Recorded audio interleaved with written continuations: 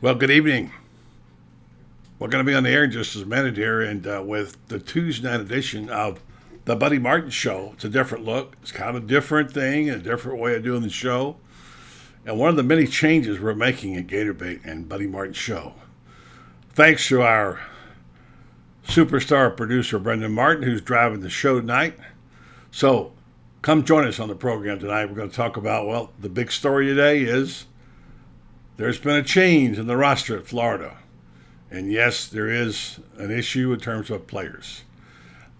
And there's going to be more of it. We're going to address that tonight with our special guests.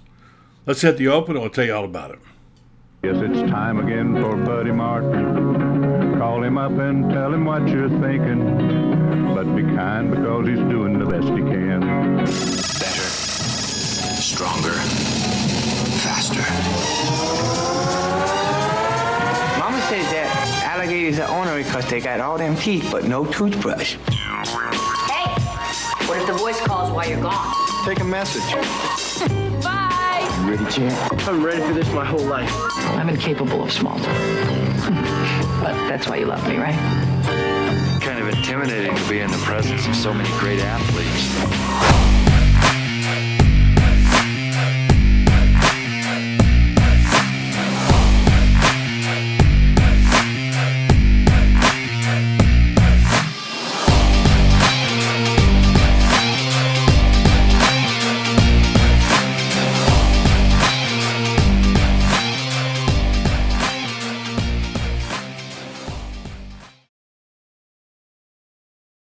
All right, hello, welcome to the program. Billy Dillon to you. I'm Buddy Martin. The program is heard Monday through Thursday, and of course our special program on Sunday mornings, Orange and Blue Blood Sundays. And all you folks out there who are biting your nails and gnashing your teeth and worried about things that are going on, understandable. You're fans. Fans care. Fans have a lot of passion. We like that. Sometimes it's misdirected, but sometimes it's needed. A lot of controversial things going on. Well, not controversial, certainly things that cause concern. Among them is the fact that there's starting to be some, I won't call them defections because they're not really defections. The program's not falling apart. Tonight on the program, I'll tell you about something called Junction. If you ever didn't know about it, some of you younger fans might not know about that story. The day that Bear Bryant took 2 busloads of people down to Junction, Texas, and only 13 came back. We'll talk about what happens in transition being the key word. On the program in just a moment will be, I don't think we have do we have our, Brendan Martin, you're driving, do we have our guest? Yeah, there it is, right, the interview room. Sorry. We got new things here. Things are different, and I'm not driving, and I have to get used to this, and Brendan's doing a great job, and I just have to get accustomed to it because I don't have my hands on all the buttons. But anyway, Graham Hall. Yeah, he's our longtime friend, associate. He is from 247 Sports. He will be here tonight to talk about Joshua Braun. Joshua Braun's a good football player. Joshua Braun was starting a guy they thought was going to be a key member of the offensive line. He is leaving the team. And, when we come back, we're going to talk to Graham Hall about that. He was one of the ones to help break the story today, and I think he has good reasons. So the question is, in transition, how much of this are we going to see? And I think we're going to see more than you'd like, but it's sometimes a natural process.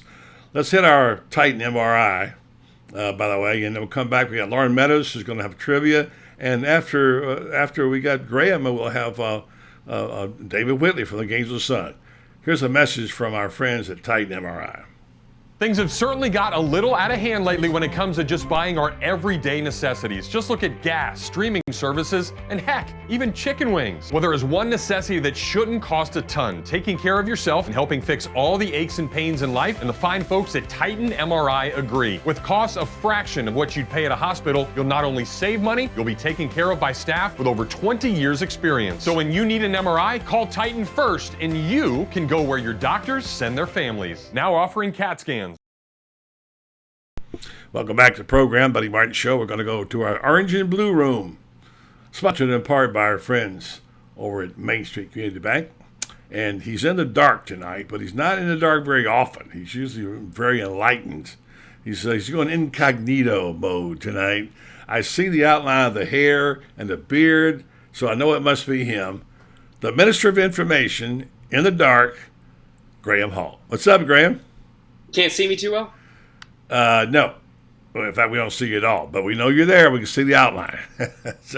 Oh, man. You want me to hang up and I'll come back in here? Let me fix my lighting. If you'd like. Brendan, you wanted to hang up and come back? Yeah, go ahead, do that. Just turn the light on. Yeah, just turn the light on. You'll be all right. But whatever works for you, all right? No. He's coming back.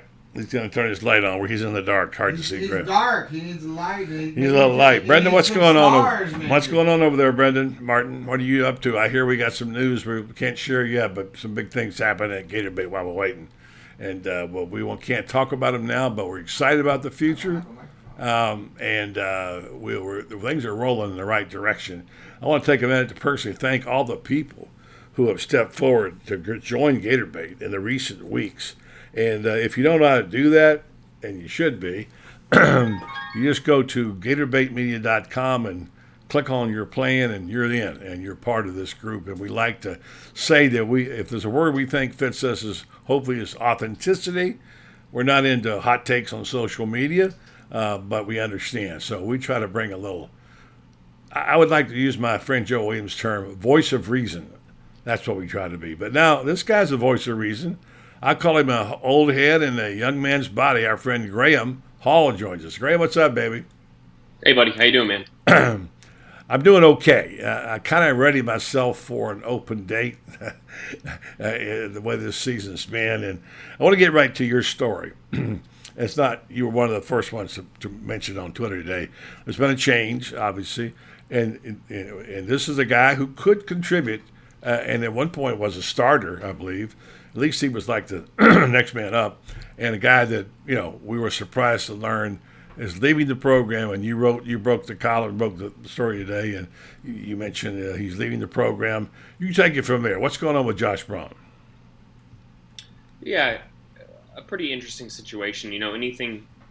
Anytime someone goes through a coaching change, I think that there's a lot of newness there, and for a lot of players, that's good. Guys who didn't really get a chance earlier on can kind of blossom and develop under a new staff. And sometimes guys who played and performed at a high level, or even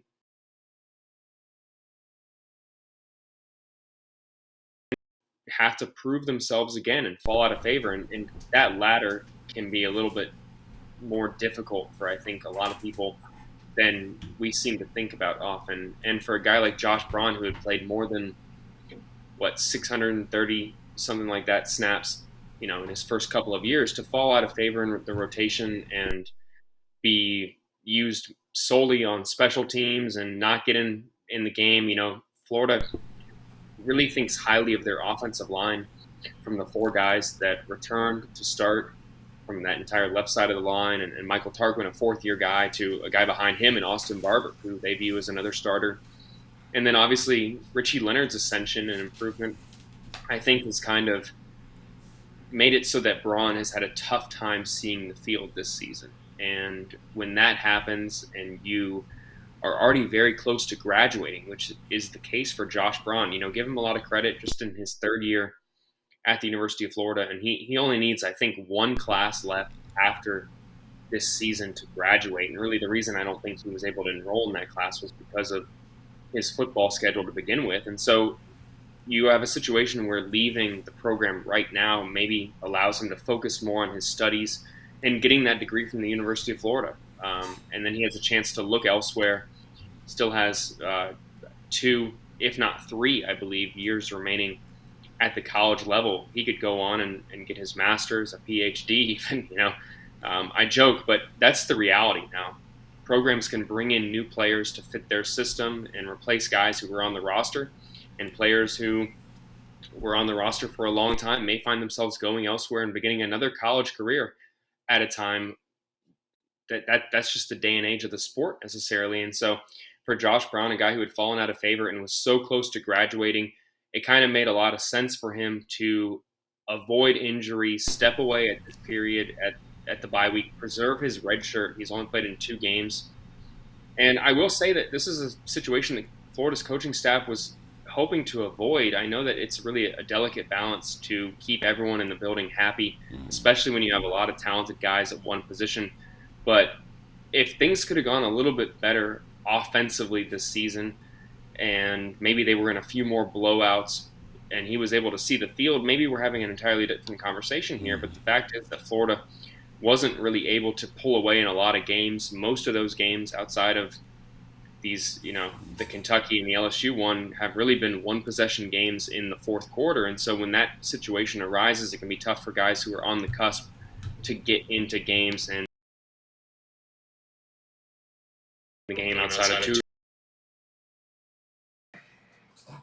It's funny, I know for a lot of people who several years ago in 2019 considered it kind of a coup to steal him away from Georgia at the last minute when Sam Pittman went over to Arkansas. And while certainly in the first 2 years I think we're promising, this is one of the repercussions of a new coaching staff. You kind of get guys lost in the shuffle. You can bring in very talented right guards like Osiris Torrance. This news coincides with the fact that Osiris Torrance is the only SEC All-American, mid-season guy on that report that came out today. And so when you bring in a guy of that caliber who can play right guard, where you were kind of hoping that you would get some opportunity, that can just increase the chances of you being out of the picture. And unfortunately, that's kind of happened here with Braun.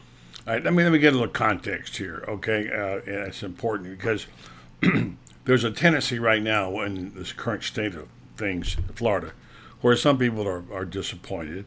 They look down the road and see what's coming.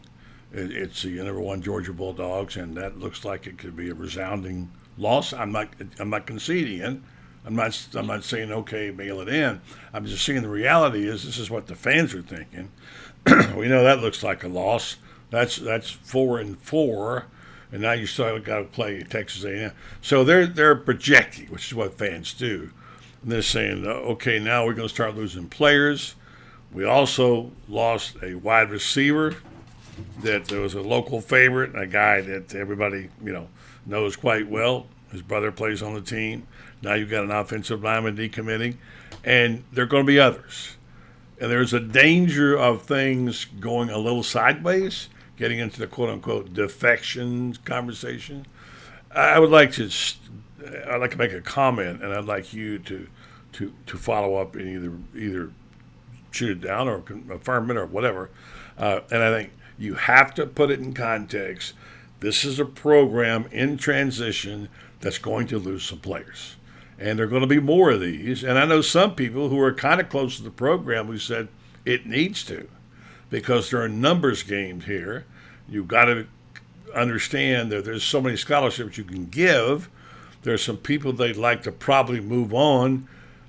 I can't speak for Billy, but I'm just going to assume as a longtime observer of college football, as many coaches do, some coaches come in and clean house and take away scholarships. I don't think Billy Napier wanted to do that. I know he didn't. And so he's trying to strike a balance. Now, however, things have changed, and the activity in the transfer portal is going to change, and certainly he'll be going for some help in transfer portal. So help me explain to the fan base, if you agree. If you don't, then tell me I'm full of beans, that this was going to require some introspection and a little bit of patience to see where this goes. You aren't going to have the team probably you hoped you'd have after Utah. And this is what that you have to be realistic and realize in change, sometimes it hurts. And here we are, and your thoughts on that. Yeah, and I think that's a really good take. I think that absolutely this is going to be a situation that's going to test a lot of people, especially people who've thought that Florida has maybe reached its lowest point here. I think that you're still talking about the possibility of a 6-6 finish this season. Earlier in the year, when I made my preseason predictions, I told people that I still wasn't going to bank on Florida beating a South Carolina team that hung 40 on them last year, and I think that still stands. You have a situation where this thing could still get a little bit worse. And as you mentioned, buddy, it's always a difficult balance when in the first year of a program, a new coach comes in and they're trying to establish goodwill and restore some faith in the fan base. And one of the ways to do that is to do right by the current players on the roster, the guys who are kind of going through the quote-unquote trauma of losing all their coaches, the guys who recruited them to campus. And so you don't really want to kick out an abundance of players when that first happens, right? So I think that's what Florida absolutely did under Billy Napier, especially in spring. There wasn't the expected attrition that Napier was even expecting. They thought that they were going to add double-digit guys in the portal, if anyone remembers. That didn't happen. No. They decided to see how the situation would play out during the season, knowing that there were some personnel issues, I'll call it that, some guys that they kind of didn't really think were in the cards in the future, but rather than push them out, they wanted to give everyone a second chance. So I think that absolutely that is something that maybe is belated right now, a process that is easier to do after everyone has kind of seen the reality of the situation, because so many people come into the year convincing themselves that it's all coaching, right? That coaching changes will lead to instant success. And sometimes you need to be honest with yourself and realize that that coach, the new coach that's there, they're not going to be able to do it without the players that fit their scheme and without 1-2 years of a full recruiting class, really. So I think that this may be the start of a wake-up call for a lot of people who still clung to the hope that a lot of the players on the roster would necessarily fully turn it around. I'm not saying that this roster is devoid of significant talent. That's not what I'm saying whatsoever. But if they want to have a higher rate of players able to play, I think that they are aware that there's going to need to be some attrition that happens. And you know, you brought up Creed Whittemore. Yeah, I want to get to that. Yeah, one of the unfortunate realities of the situation is that so often I think we look at these situations of when players are on a current team and say, okay, that's going to lead to so-and-so coming to the program, and you can think of that pipeline, that having Trent on the roster resulting in Creed being there as being able to get that guy. But if you do not do right by Trent, you necessarily are kind of showing a recruit a cautionary tale, right? And having someone that they're keenly watching, who's aware of what a coach is like and how they're communicating with current players, maybe they're, maybe it's not really what they expected, but having that type of insight for a high school athlete when they have a brother on the roster, I think can That's a tough lead one. to Yeah. It's a little bit, it's tough, and it's a little bit more awareness for a recruit on the recruiting trail of what coaches actually like when they're not just recruiting you, when they're already when you're on the roster, and maybe you're not really as really in the fold as many people, as you would like to be, and many people expected you to be. So I think that that's absolutely where a situation like this is. And for Trent, to bring in a guy like Ricky Pearsall, I think a lot of people understood why Florida would want to upgrade the receiver room. They lost 5 of their top 7 guys last year. And unfortunately for Trent, they really view Ricky Pearsall as kind of an upgrade and someone who has a very similar skill set, even though I don't really see either one of those guys as necessarily a slot receiver, quote unquote. Yeah, so, Trent's out of position. There's no question about it. But he also doesn't have the speed to play the outside, so that's the problem, I think. Not to interrupt. I agree with you. you. So that is certainly a situation when you think that someone's not being used and correctly and is not getting any chance to even play at the position that they have you listed at. I think it can kind of rub recruits the wrong way. So that's certainly something that Billy Napier will have to, I think, address to prospects, whether it's Creed who asks him or future wide receiver prospects. But let me just leave it with this before I head out of here. Okay. I think that many people assumed that Billy Napier, and this is not a criticism, it's just kind of the reality, would have the same level of coaching prowess as Dan Mullen, someone who has spent 10 plus years in the SEC, has had success, has been the offensive coordinator for, national championships. And I know that Billy Napier has a very successful 2 decades in college football. Absolutely. I'm not arguing that whatsoever. But he is only in his 5th year as a head coach. And one of the things, if you've been listening and reading to everything that he said for nearly the past 11 months now, is that he can improve as a coach. He's going to continue to improve. He's going to work every day to improve.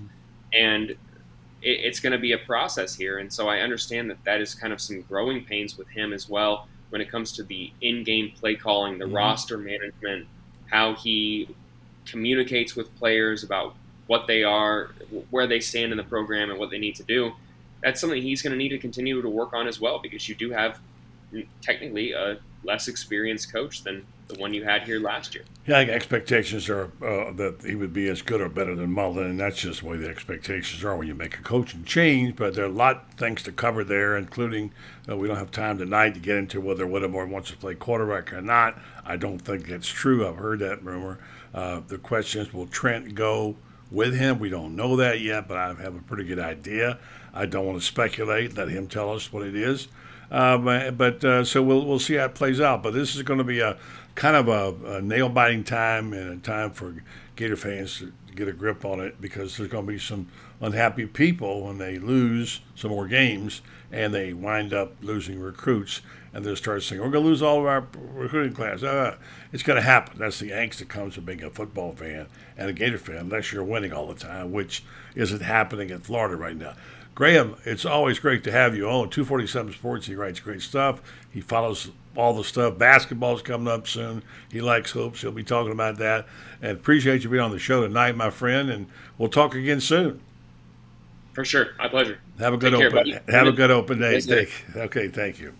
All right, thanks very much. And standing by in the orange and blue room, we'll go to him next. Let's hear from our sponsor, David. If you'll stand by 1 second, we're going to go up and hear from our friends at Meldon Law right there and see. Jeremy's got Jeffrey's got some things he wants to talk about. It has to do with music. It's Jeffrey Meldon time. He's back, and we're glad, and he's got many stories to tell. But the first one is Tom Petty weekend. What's that all about? Well, as you know, I was Tom Petty's first lawyer and have always enjoyed his music. This weekend is the Tom Petty weekend at the Heartwood Soundstage in Gainesville, starting at 7 o'clock to 10 o'clock on Thursday, followed by both music and storytelling, which is right up your alley, from on Friday from 6 o'clock till 10 o'clock. And then on Saturday from 3 o'clock till 11, plenty of great music, terrific artists, storytelling. It's going to be a blast. And Meldon Law is sponsoring the event. There's going to be food, beer, wine, lots of great entertainment and stories. So we're really excited. And everything is free, buddy. All right, thanks very much, Jeffrey. And here's a guy who could sing a tune or two. Back in his day, he was known to. I think he was a country western star before he went into sports writing. Our friend David Whitley, the Whit Man. What's up, David? I hate to say it, but I was often, believe it or not, mistaken for. I think it was Randy Travis back in the day. Yeah, you do favor Randy. I was a big Randy Travis fan when he first came out, and really like. And he and Vince Gill, I discovered both at the same time through my friend Terry Bradshaw, who liked them both, and I enjoyed it. So, but I know it was a pretty interesting situation at the game on Saturday. I saw you there, and the Saturday night, what happened with the LSU band, and people still pissed about that they sure were disrespectful. They walked on the anthem, and the family was being introduced. And oddly enough, other people who at the other end of the stadium didn't hear it. But, boy, there was some loud boos there from the fans when they started, as they were introducing on the field, his family, and they played Hold That Tiger, which they feel like is their right. They do that in every stadium. I have a friend who's a big LSU contributor and whatever. He says, they're going to play Hold That Tiger no matter what. Well, what happens is what happened, and there's some bad blood about that right now, and I'm sure there'll be one more thing to spice up this rivalry in the future that they really not that it needed it. Yeah, right, exactly. Because you're really hitting home when you interrupt Tom Petty, and especially, I've gotten a lot of feedback on that too. I'm sure as you have, and some people say, well, they always interrupt, blah blah blah, but just because they always do it doesn't make it right, and it's. I sort of like, you fall back on the golden rule. Do you want another band to come into your place and play in the middle of your theme song, your anthem, whatever, just your school song when you're doing it. It's come into your house and make those. I mean, the game is 3 hours long. Obviously, you can't play for 3 hours. There are certain times you can and can't. Mm-hmm. But I think it just shows just a basic lack of respect to that. I mean, I don't have a problem with them interrupting the other team's band. Have a battle of the bands back and forth. Something like that, especially when it's the night when Tom Petty's family is being introduced. At the time, let's crank up, whatever, hold that tiger right now. Mm-hmm. And I've only been covering these games regularly for a couple of years since they started the thing, and I never heard. I mean, maybe it had happened, but maybe other bands had played during it. I don't recall, but I know there's never been the crowd booing like it was. A band like that ever. I've never heard it. And by the way, who would ever think it'd take a band to stir the pot, right? You got one more thing, and now the daughter of the coach Brian Kelly is now kind of got things spiced up on social media with her tweet, when she came out, stood up there in front of the crowd before the game and said, "I've always heard these Florida fans were bad, and quite frankly, they're a bunch of assholes." And she put that on social media, and now I'm sure Coach Kelly wasn't real thrilled about that, even that. So these little things add up, and a series already has the Hurricane game, has the Tebow, you wrote about it, I did too, the Tebow phone hack game, and so on and so forth. So this is getting to be, and by the way, it doesn't help that LSU's won 4 in a row, and to come in here and beat them like a drum with, I guess, the greatest quarterback in the history of college football, because he looked like it, and boy, what a mess. Well, what's your take on it? I didn't get a chance to read your column the other day, and I like to do that, but what was your take on the whole thing at LSU? Well, you're right about that quarterback being the greatest QB in the history of college football, but the Gators defense has a way of making every QB they play look like the greatest QB in the history of college football. I thought I was saying Joe Burrow was back or something, good grief. Yeah, I mean, he did play well, but if you're a number 8 on the scale of 1 to 10 as a QB, you're a 10 when you play the Gators. No doubt about it. 6, you're an 8.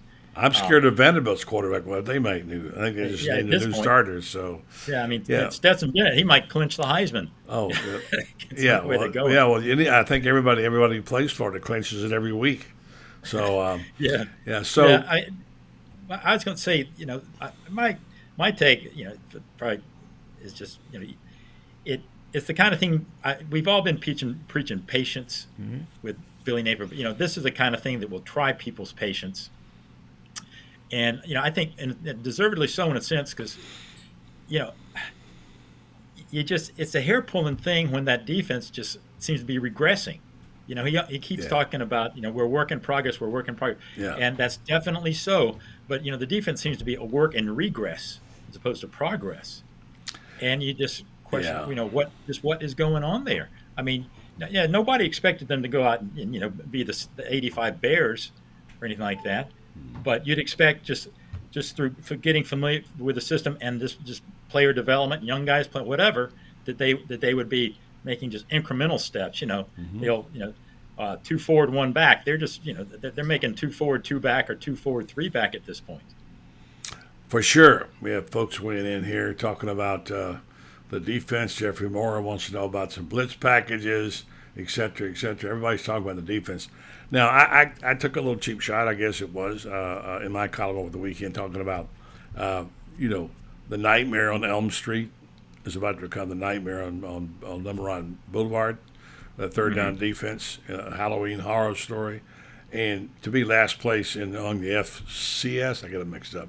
FBS teams. I get confused. What about Division 1, Division 2? I wish I could get back to that, but then anyway, I mean, and the idea was, it was so ugly that what happened that you just leave scratching your head saying, some people say, well, it's not coaching, it's the players. It's not players, it's the coaches. And I have an argument with not a difference of opinion with Shane. He says, I got no problem with what the coaches are doing. And I said, I get it, but what is coaching? Coaching is getting players to commit to something, a system, or be in the right place and make plays at the time. And if they're not making them, then you got to say, do I have the right routine, the right personnel for this routine? And you make a change. And it's the old round peg and a square hole deal that we saw when Doug Dickey came in to coach the Super Softs and all that. So the question becomes then, what do you do?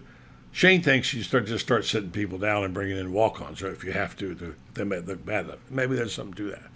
But I think what people want to see, and I haven't seen any indication, maybe you have, they want to see some change. When things go wrong in the open date week, come up with something. Urban Meyer changed his offense during the open week, after things went south for him in the first year, 2004. I don't see any change. I see the same defense, same people. I'm thinking, what am I missing here? I don't quite get it. And I have a lot of faith in Billy Napier. I think he's a really, really good coach and the right guy for this program. But as you said, David, sooner or later you got to have results. What are we going to see about this team that will prove to us that there's results? Mm-hmm. You're right. There's more to the coaching aspect than just calling the right system. It's developing these players. It's getting them confident, whatever the case may be. And you mentioned, trying other guys. They did, insert a lot of new blood there for like USF game and stuff when some players were out. Trey Dean, Ventrell Miller missed some games, and they played, some of the younger guys. Shamar James got a lot of reps at linebacker. And they started 2 freshmen and Kamani McLean that back at safety. I haven't seen much of them lately. I guess they're just figuring they're not ready. I have enough faith in these coaches to think that I'm putting the best players that we think we have out on there right now to do it, and it does. I think you're at the point now where you think, all right, well, these may be the better players, but are they that much better? And do you just put in some of these younger guys and start letting them take the lumps? Because let's face it, this is a not a mulligan year, but this is the year where you got to develop and look to the future. And if you don't write this year off, but I think at this point, we got to be honest. You're looking at a 7-win team, which is about what most people for 7 to 8 wins. 7 will be good. 8 would have been great. Yeah, at this point, you figure there's probably 2 more, and one, one is a toss. FSU, you don't know how it's going to go. Maybe you steal one at A&M. I don't know, but yeah, I think the realistic thing is 6 to 7 wins at this point. So, you take that and you pocket the bonus. All right, we played a lot of young guys along the way. Trey Dean isn't going to be around next year. Not that you abandon these guys, but you start working more people in and looking towards the future somewhat. But I'm scratching my head too. Just that, as I said, it just doesn't seem like this defense is making any progress whatsoever. And every game you think just going out there a week, you're going to get some improvement out of it. But it's just, it just hadn't been there. And it's everything. And that's another thing about it is, last year people were all upset, about 3rd and Grantham and all that because, the coach, even though we couldn't talk to Grant, but, the general feeling was, Dan's reaction was, what? There's some, not a lot. He was sort of in denial. He wouldn't admit that there's a problem. Billy gets out there and he falls on the sword and he says, yes, it's this, it's that, and it's coaching too. And it's sort of like, when you screw up and you admit you make a mistake, well, it takes some of the venom out of the criticism because, he's saying, I'm screwing up too. And he's right. He's got, it's a smart move, but it's also the truth that, the coach, something's got to get better. Obviously you can't render judgment on this defensive staff, I think, for, it's like everything else. You got to give them at least a couple of years to see, get the guys in there and stuff like that. But, just right now you're thinking, well, they're trying to make, chicken salad out of chicken, salad. Yeah. And they're not chicken nuggets. Not showing their ability to make much out of the salad. Yeah. Yeah, you're right, David. And that's all. Look, right now I think, I don't want to say that they should wave the white flag because you want to play to win every time out. But I'm thinking in the expectations right now, if you get 7 wins out of this team, you've done a really good job. And you take your 7 wins and you go to do they even have the Outback Bowl? They don't have it anymore, I don't think. And you go to the I think they do, but You know, you see the projections. I saw, the Vegas Bowl, whatever. Yeah. You know, I mean, whatever it will be, it's not going to. And then there's two things: is you play the young guys and you figure out who's going to be your quarterback next year. Is Anthony Richardson going to be here, or is he going to get drafted and go take the money? Which is better? I know some people who are very close to the program who know a lot about it say the best thing that can happen is that Anthony gets drafted, takes money, and leaves, and they get a different quarterback. You know, that's one opinion. I don't think I agree with that, but a lot of good football people do. Saying, it's hey, a defensible, it's a defensible opinion to have, at this point, because you think, nobody questions the raw ability. Is he better off just going to the NFL and getting, that becoming that third team developmental guy in a system and doing that as opposed to being how do you feel about it, David? Yeah. At this point, I am leaning that if I'm him, I would give that serious thought, just because, he's been in the system now, and you see the limitations that he has, and you see the ability he has, but I still don't see that ultimate light coming on that we've all been waiting for. He makes the spectacular play, but just the routine, basic play, and I think, I mean, Shane has talked about this too, and it is really limited their offensive passing game. This amount of pass plays they have, because they're tailoring the whole offense around his abilities and his limitations, and he's always going to be the nightmare. I mean, if you're a defensive coordinator, you're sitting on pins and needles the whole game, because he might do what he did the other night, that first play of the fourth quarter, where you saw then there's probably there's probably 5 people in college football, if that, they could have made that play or done that. Well, it depends. If they're going to Florida's third down defense, there's a lot of them good at it. Sorry, but you're just thinking, holy smokes, But so the spectacular he's got nailed down. It's just the routine stuff. Yeah. The routine pitch and catch stuff, just the basic that I don't see. And I mean, you wonder if you just you get a guy, and we don't know if anything more about him than just theoretically. But Jack Miller, in theory, not nearly spectacular. Would he be, just a more steady hand where you open off, just diversify that passing game a little, and make it tougher on defenses, as opposed to just saying, all right, we're gonna make us stop you, we're gonna make you run the ball on us, play a more straight up defense. We don't know, but there's still 5 games left, before we really get into some real substantive thinking about that. But I mean, at this point, it's a legitimate thought to have out there, and I'm sure he's thinking about it too. David, in the final couple of minutes I got you here, I want to run something past you. The Tennessee-Alabama game is reverberating now. Many people are saying, boy, college football is really good. You got Tennessee back. What a moment, and what a great game it was. Florida was lucky they had Tennessee-Alabama, because it took the focus off of them after that game in the swamp. But so they're talking about, okay, now look what this is, SEC stronger. Could there be 4 teams in the SEC in the playoffs because of the you get scenarios where Tennessee beats anyway, Georgia gets Alabama gets. The question becomes, in reality, is the SEC stronger or weaker? And I don't think we know that yet, because Tennessee is a really good football team. Yeah. Florida could have beaten them really easy. I mean, they were throwing pitching in the checkered end zone at the end of the game. So how good is Tennessee? I don't know. But for the game that we saw was really, really, really great for college football. Look, they can skate. They only got Georgia left for a tough game. And if they beat Georgia, they're going to go to the SEC championship game and play Alabama.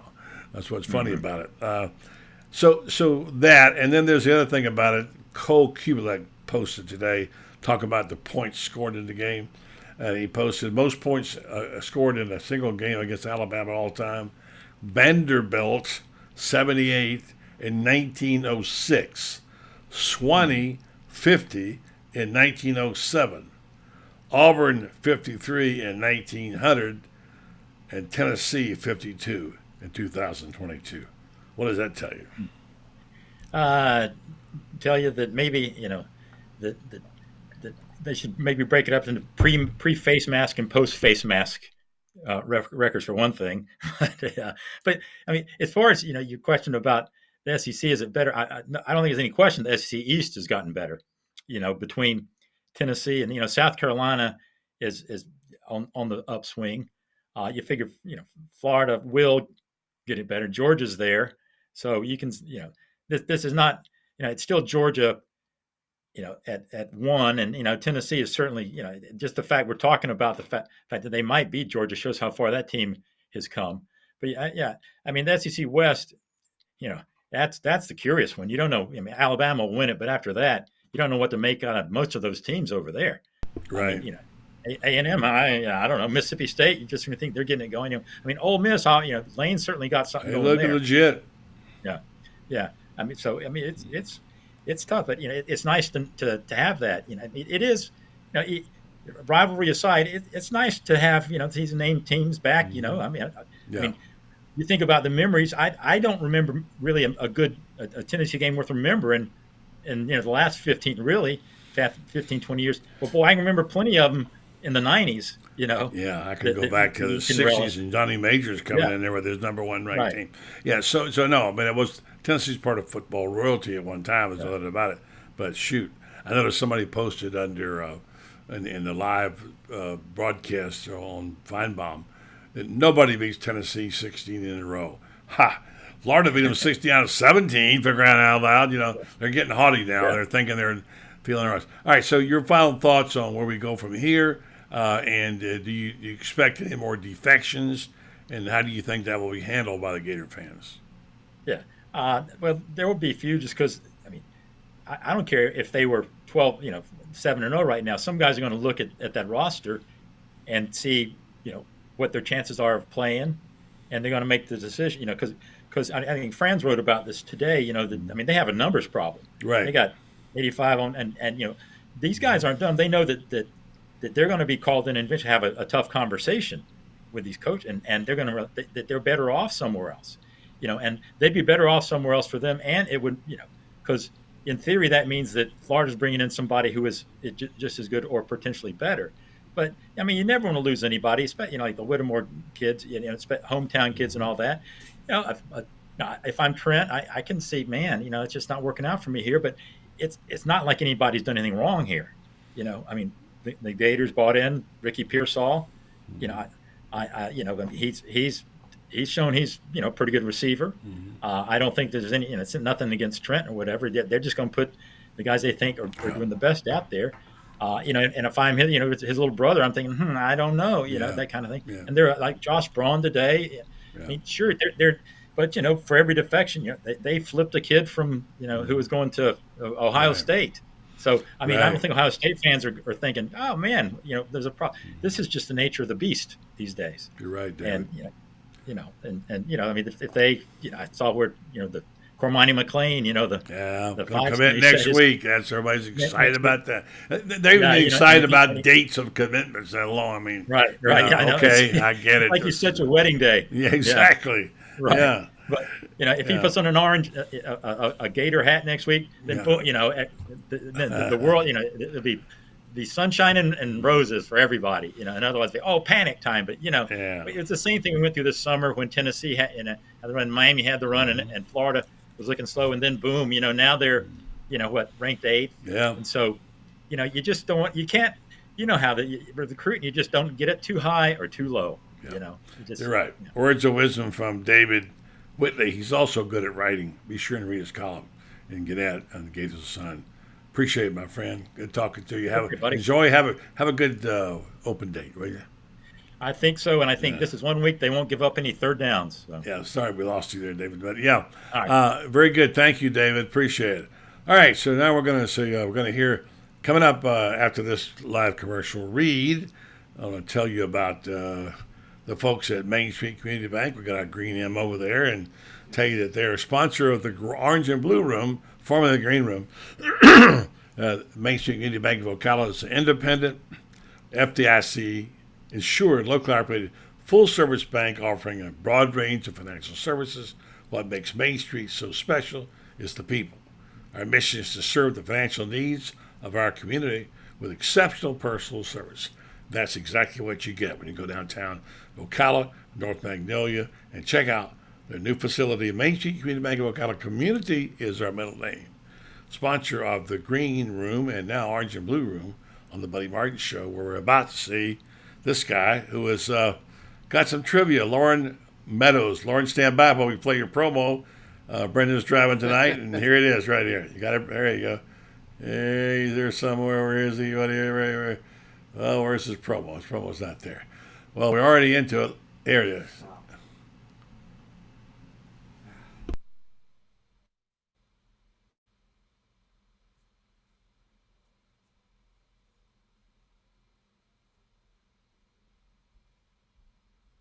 No Sam.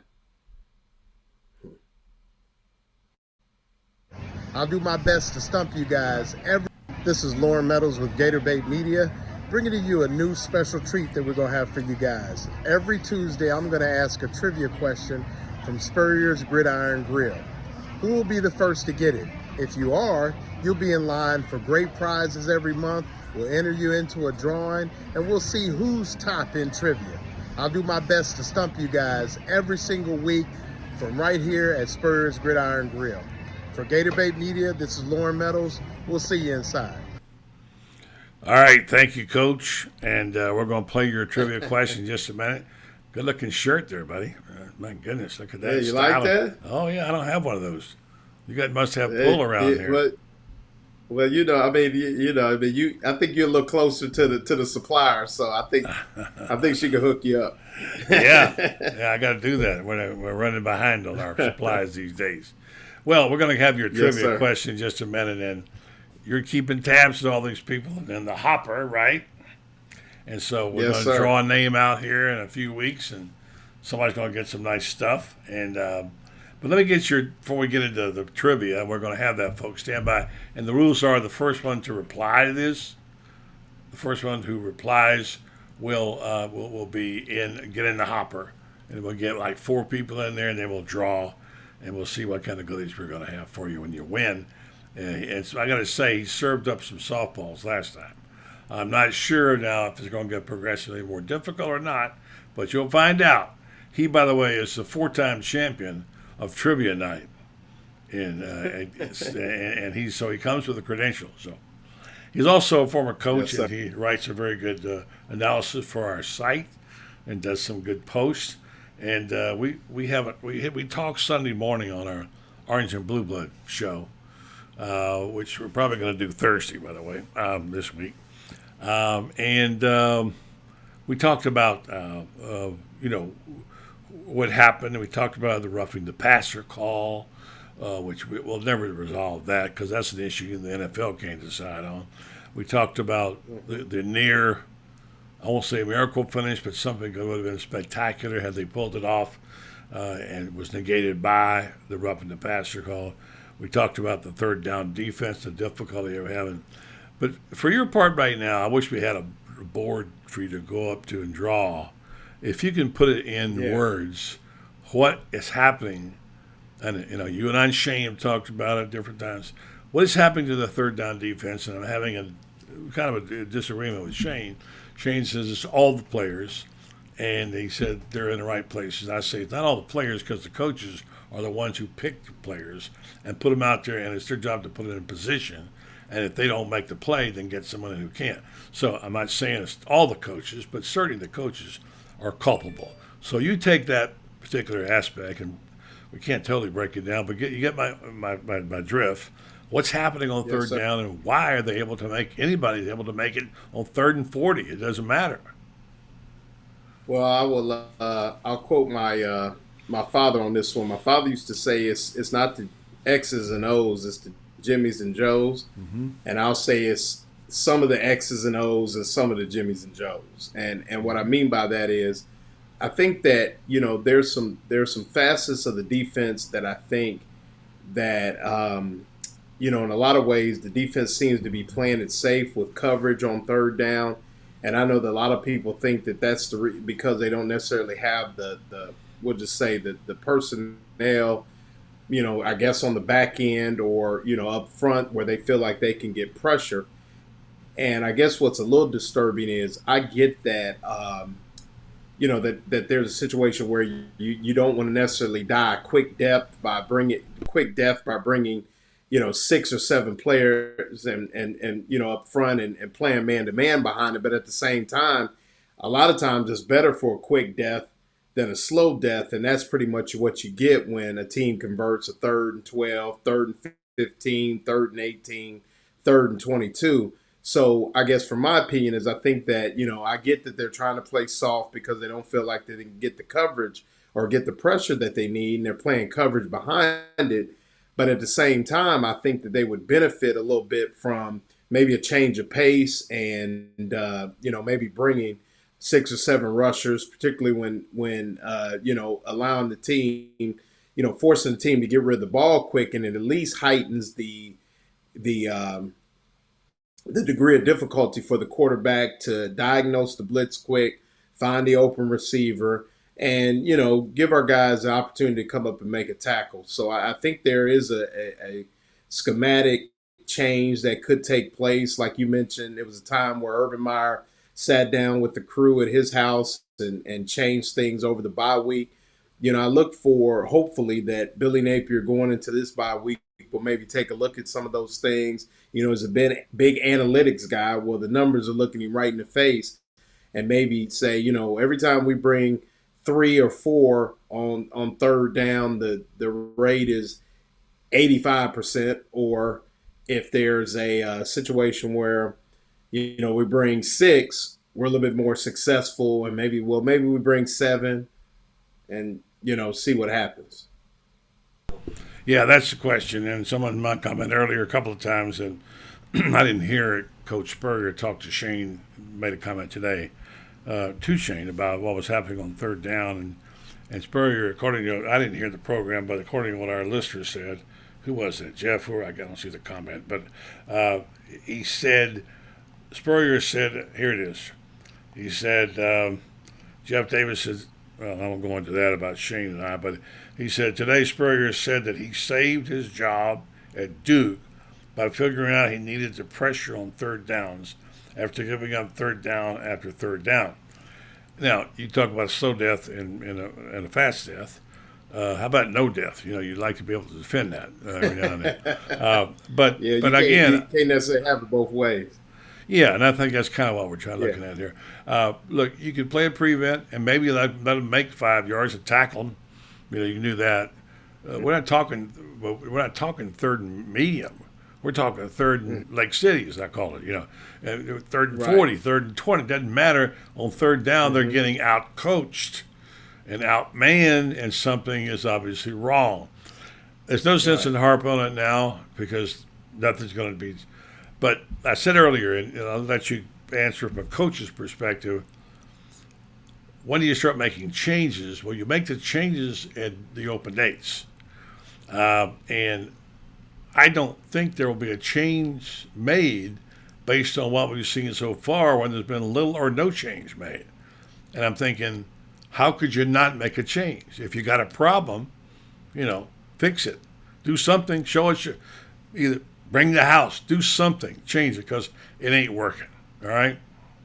Well, from a coach's standpoint, I would definitely, one of the things that I would have done maybe 2 or 3 games ago, I would have found out if we could actually bring the house and hold up. Mm-hmm. I mean, because you got nothing to lose at this point. Yeah, so exactly. If you look from a coach's standpoint, that's something I'd have definitely, particularly probably about midway through the, when we really start having issues on 3rd down, kind of start to really show itself about midway through the Missouri game.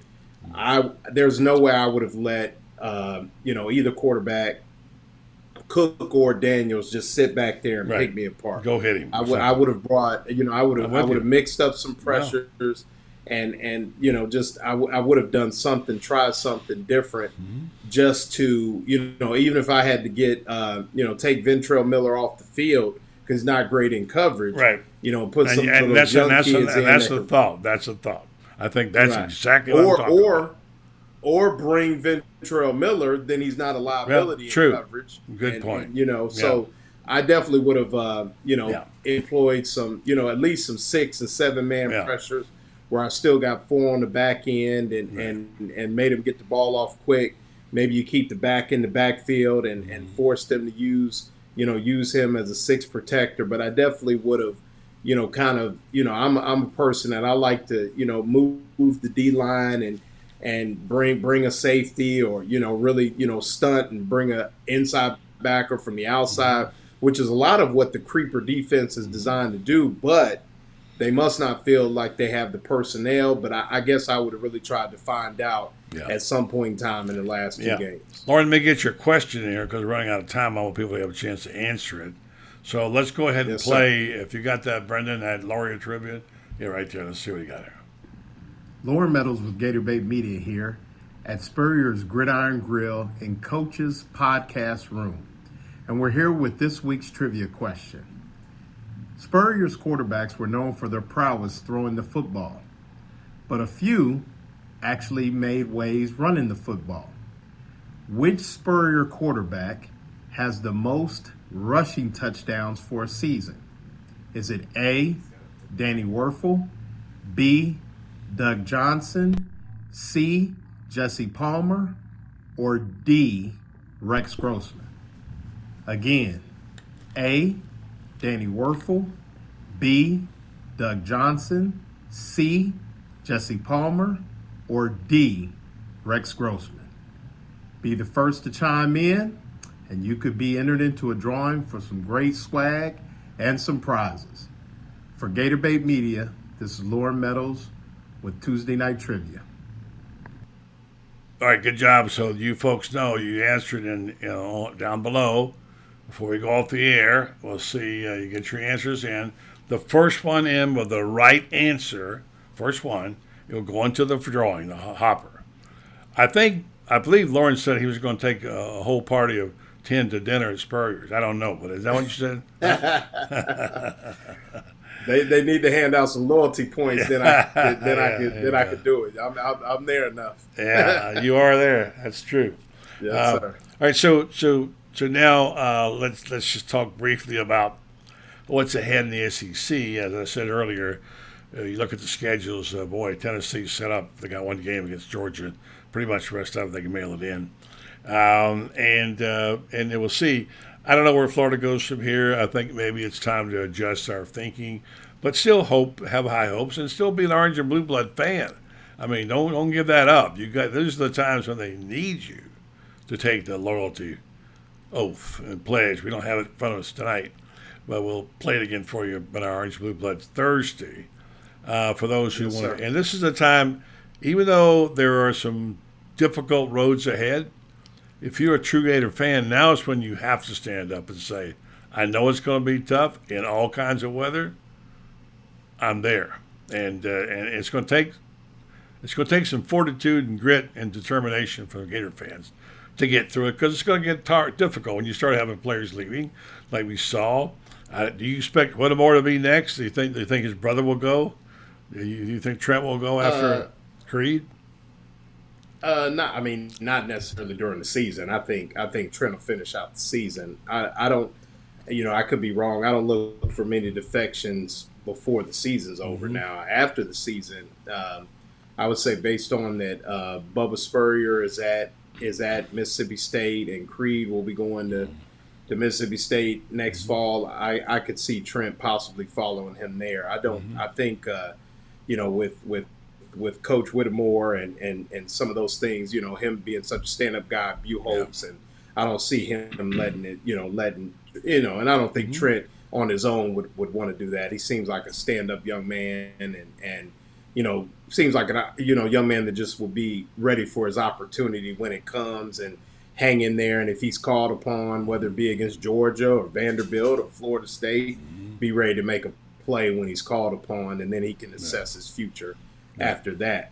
As far as the rest of the season goes, it's going to be interesting. I'm going to put my media hat on a little bit and say that it could go as bad as 5-7, or it could go as good as 8-4. And I think that, we looking at the schedule in the SEC, the Gators could possibly lose every game that they have left on the schedule, minus Vanderbilt. But I'll tell you this: if you lose to Georgia, lose to Texas A&M, lose at home to South Carolina on a cold November morning, because that'll probably be a 12 noon game, which is 11 Central Time there. It'll really be challenging for Billy Napier to get his team up after 3 straight losses. Yeah. So, it's going to be interesting to see. Now, obviously, as an orange and blue blood, I'm in it to win it. If you flip the hat, I'm with them till the wheels fall off, and you could say they could, put out a good showing after an off week, opportunity to get healthy, change some things up against Georgia, go on the road, play well against Texas A&M, come back and put some on South Carolina, put some on Vandy. And then, it's rivalry week on Friday Night Lights with Florida State. So, it could go either way. But I think if you look at it from an X and O standpoint, personnel standpoint, right, the Gators could be in trouble. Yeah. All right. So we got, we won't know tonight. I'm not going to tell you who's right and who's got it right. But you want to announce who the winner was last week? We got about 10 questions, people answering. Do you want to go over them tonight and say who got it right or what? Yeah, we can say. Well, last night, I think last week, Dan Bond was the first to get the answer. All right, Dan Bond's in. So we can go over the. All right, so here's what we got. You ready? Okay. Cliff Neal said Jesse Palmer. Jane Linderman said B. Not sure who B was. Matt DeBoe said Rex Grossman. David Hunter said Palmer. Toby Permanent said A. Mary Helen McCollum said Sexy Rexy. Fred Smith said Doug Johnson. Dustin Michael Harrison. Well, that's another subject. So who's the winner there? The answer would be C. Jesse Palmer with 6 rushing touchdowns in 2000. That would be Cliff Neal. Cliff Neal. So is anybody else at the top up there, Brendan? No. Besides that, is that Michael Burton the first one, or? Yes. Okay, there you go. All right, so congratulations to Cliff Neal. He's a winner of the Steve Spurrier Gridiron Grill trivia question by Loren Meadows, and he'll be in the drawing, and we'll let you know what you win when the time comes. So got a winner there, Loren. Yes, sir. So they'll get a little harder. I'm gonna get in my bag a little bit. Softball first week. We'll get a little tougher. So Brendan's having some fun tonight. Oh boy. Yeah, we'll get into the bag for sure. Yeah. All right, listen, thank you, Loren. Good job. We'll talk to you soon, and we'll read you in Gator Bait on Thursday. All right? Yes, sir. Coach Loren Meadows, appreciate that. We're going to tell you about our friends at Red Star now as we say goodnight and thank our guests.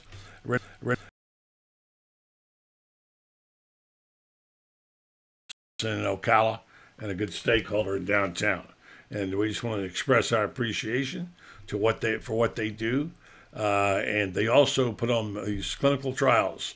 There have been over 700 of them over the years, trying to find solutions to find better health care. Their research goes to major companies, and they use this research, and they're able to do research that helps us. Red Star has a proven reputation as a high-quality patient-centered clinical research facility. Brings cutting-edge clinical research trials to Ocala in areas like Alzheimer's, psoriasis, osteoarthritis, migraines, fibromyalgia, along with many other conditions that affect our community. Since its inception in 1998, there have been over 700 trials. Continue to partner with prominent pharmaceutical and biomedical companies throughout the medical industry. Go to redstar.net and find out more about it. Red Star Medical Research, seeking tomorrow's answers to the health questions of today. Thanks to our producer, Brendan Martin. Brendan, you want to say a word good night? Good night. Good night. There you go. Brendan Martin. Pain in my butt. Yeah, there you go. Well, you're sunshine in mine.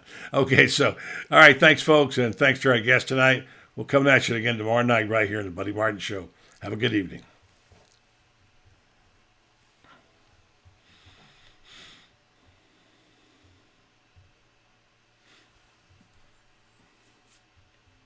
Stop playing. Go up in the